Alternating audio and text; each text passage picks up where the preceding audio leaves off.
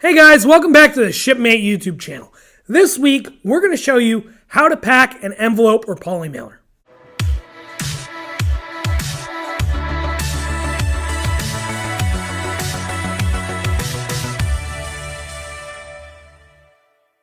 So guys, when you're doing shipping, there's all kinds of different mailer types you can choose. We got everything from the craft paper mailer with some bubble wrap inside. It's nice and lined, a little bit of padding, a little bit of protection. We got poly mailers, which are made of plastic-like material, and they can really conform to the shape of the item, and don't really have the protection of a craft bubble mailer. We also have padded poly mailers, which are like the poly mailer, but they also have bubble lining inside to offer a little more protection while also having a little more flexibility than the craft mailer. So, there's a lot of different possibilities when you're using a mailer. So you want to select the right one for the fragility of your item. So today I'm going to show you how to pack two very common items that are often shipped. One is an extension cord, so a rigid item that is inflexible and kind of hard to break. And a hat, which is kind of in the apparel category, and it's pretty flexible. You can do whatever you want to it. You won't break it.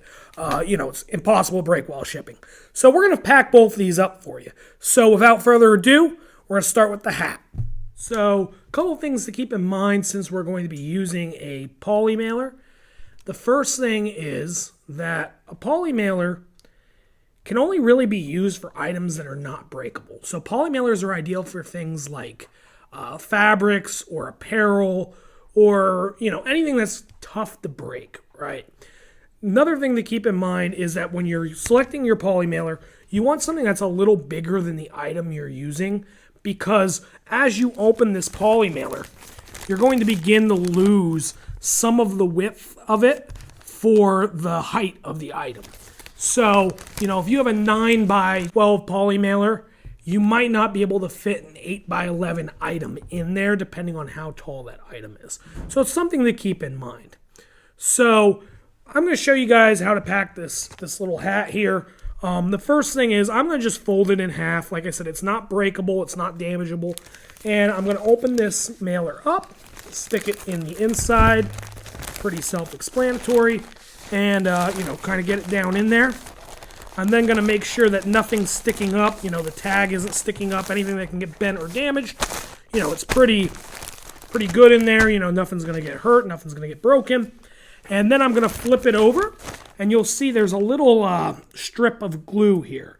And all you got to do is peel off the plastic. And what I like to do is fold it back to almost the item, so it limits the amount of movement inside. And then you just press it down. Make sure all the glue goes down, not just half the stickiness. So that way it's a fully tight seal. You can then flip the item over and apply your label, or you can write on this with pen, whatever works for you. If you're gonna write on it, then you have to take it to the post office or FedEx or UPS and buy postage separately. But if you just print a label offline, you can put it right on there. The other thing to keep in mind when using poly mailers is a lot of times there's a maximum height. Usually it's 4 or 5 inches depending on the carrier. I know for FedEx it's 5 inches. So you want to make sure that you don't get over that 5-inch maximum height, or you could be hit with surcharges. Other than that, there's a pretty good parcel to go.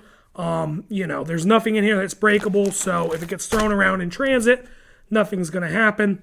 And, that's a really cheap, affordable way to ship this hat. Might only cost a couple cents in material.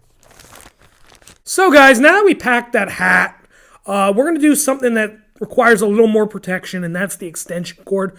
So, to pack the extension cord, we're going to be using, the craft bubble mailer. We could also go with the poly bubble mailer as well. But we're going to go with the craft one because it's cheaper in this case, and it works just as well. So without further ado, let's pack up this cord. So this is an extension cord. It's not super breakable. There's only so much you can do with it, right? Like, it's not going to crack open. It's not fragile. It's got no glass.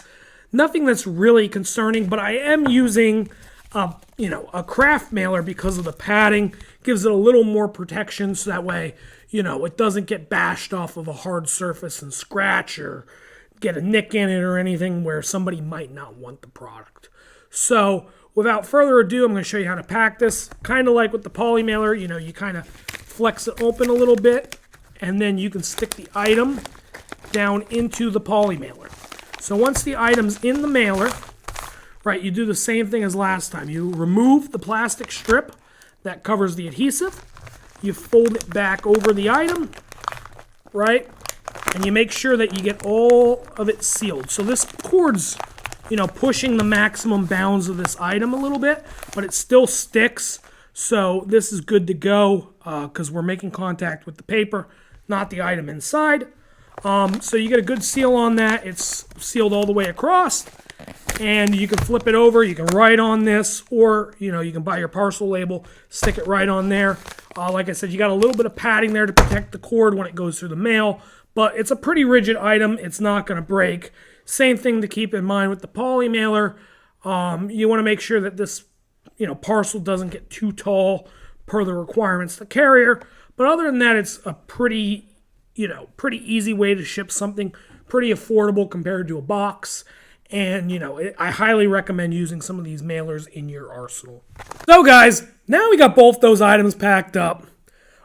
You kind of see how to use the different types of mailers and how to close them up correctly. And you can really use this technique to ship a lot of the items you're selling, whether you're selling on eBay, Amazon, Etsy. It's a really versatile tool to start using mailers in your shipping plan. Not everything has to go in a box, and these mailers are much cheaper. So thank you guys so much for watching. If you could do us a favor, give us a like, give us a share, give us a subscribe. We'd really appreciate it. We're on our way to 4,000, and we need your help to get there. Thank you very much for watching. We'll see you next week.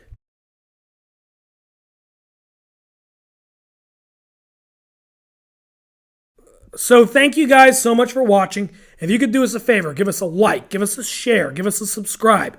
We'd really appreciate it. We're on our way to 4,000, and we need your help to get there. Thank you very much for watching. We'll see you next week.